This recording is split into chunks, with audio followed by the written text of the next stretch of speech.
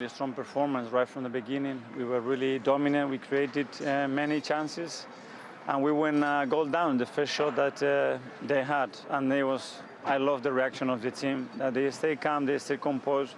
We stick to the plan that we had, and we played really well. Score the goal, and at the end win the game, even though probably it's the worst 10 minutes that I've seen us play. The first half performance was absolutely nothing like Tottenham Hotspur. Agree 100%. Agree 100%. I hope that your opinion about the penalty is as super correct as your analysis of the first half is super correct. Well, Lacazette has missed the ball and Davinson Sanchez clearly makes contact with him. What's your opinion? When? After the ball is gone. Ah, okay. So, correct analysis too. I think we control the game very, very well. If you take out the last 10, 15 minutes. Because of that, I think our team in the last 15 minutes play with emotion. Play so excited and we are winning, let's win this game with a lot of young players. And you have to learn. You have to learn because in the other side was an amazing team with amazing players. That's why even with the 10 men, they try to score and you win the game or draw the game and try in the same way. So, but I'm happy. I'm trying to be honest and pragmatic. First half was their half. Second half, Michael Oliver and Paul Tierney in the VAR, they decide the game. Steve Wilson's kind of done our analysis for us, hasn't he? Let's get straight to it then, and the decisions that changed everything in the second half. Start with the penalty. You obviously don't think it's a penalty. No, I think it's a poor decision from Mikel Oliver, I really do. I think he's got a great sighting of the challenge. I don't think he'd given himself really any time to really see exactly what had happened. You can see clearly here, as Lacazette goes to hit this ball, he misses the ball completely. So therefore, the momentum of Lacazette, as you can see Davinson Sanchez coming in to block the ball, kicks Davinson Sanchez, and Davinson Sanchez kicks Lacazette. They kick each other because Lacazette misses the ball. Never a penalty in a million years.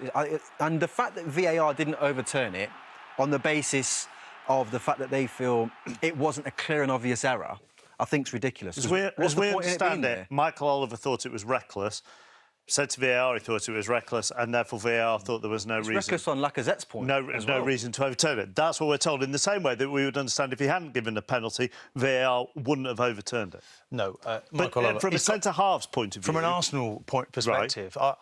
Arsenal are lucky to get a penalty there. I think they ultimately deserved it. They were by far the better team on the day. Mourinho will point to only the mistake by the referee. You don't deserve the penalty though, Martin. Well, they deserve to win the game. 100%. Much better team, but that doesn't mean you deserve a penalty in that scenario. You know, and to be honest, if you look at the referee's position, he's got it completely wrong. This is where VAR could help out in this situation. I wouldn't have wanted it today as an Arsenal fan, but the right decision would have been made, and ultimately Arsenal have got away with it. If you're a centre-half in that position, that isn't reckless, is it? Because you're trying to block the ball. If Lacazette had connected with the ball, you might well have blocked it. Sanchez arguably has set himself up perfectly there because he hasn't actually gone into the challenge. He's raised his foot. He gets kicked by Lacazette. So I have no issue, but this is where the referee can see that. Look how the ball deviates out to the left. It's even more obvious from behind. So I'm not really sure what Mikel Oliver has done there, but they didn't want to overrule him. And that's where VAR, really, the protocol is being followed, but it's wrong because it's not justice. But I'm not going to complain about it as an Arsenal fan. All right. We'll look at Lamella's 2 yellow cards in a moment, but let's look at his goal first of all, and let's get analysis of this from the man more likely to have scored it, Martin. Well, a Robinho. A Rabona. Rabona, yeah. There you go. There you go, right there. You set yourself up for that. To be honest, this is a piece of magic. Yeah. Really is. And if you see the Arsenal players, they're almost stunned. It goes through Partey's legs. Brilliant piece of skill. I mean, that's improvisation. Brilliant. It's also the fact that it stays along the ground all the way. You know, he's got previous of this, Lamella. He did it in the Europa League a few years ago, which was higher and much further out. He obviously just feels comfortable, you know, doing that. It had me off my feet. For 5 minutes. For 5, yeah, you actually pick you off the ceiling. What are you on about? So went out into the corridor and started dancing up and down the corridor. It was a great the 2 yellow cards. Yeah, look, I actually think the first one's harsh. I really do. I think the challenge on Partey, he wins the ball. We've got a situation in football right now where you literally can't tackle. Contact doesn't seem to be allowed. He comes in from the side, and I think Mikel Oliver again's got a great view of it. He'll probably say it's an aggressive tackle, but you see here, as he goes to pass it, he clearly wins the ball. Yes, his back leg comes and follows through, but what are you going to do? You can't chop your back leg off. I disagree there. I think he doesn't need to do that. And when he puts his arm out there, that's aggressive. That one... It's a straight arm. He's 7 minutes after the first incident. It's unprofessional. He's let his teammates down with that. He really shouldn't be getting involved. And actually, when he came on with the intention of trying to wind up Arsenal players. David Luiz, he got involved with Xhaka. And if you look at what he's done, he was sent off in a similar situation. He's going to have to learn from that. I know it's his first sending off, but he's let his teammates down with that challenge. I think you're being a bit harsh. It's his first sending off. People have this makeup within them. He has a fire in him when he plays football.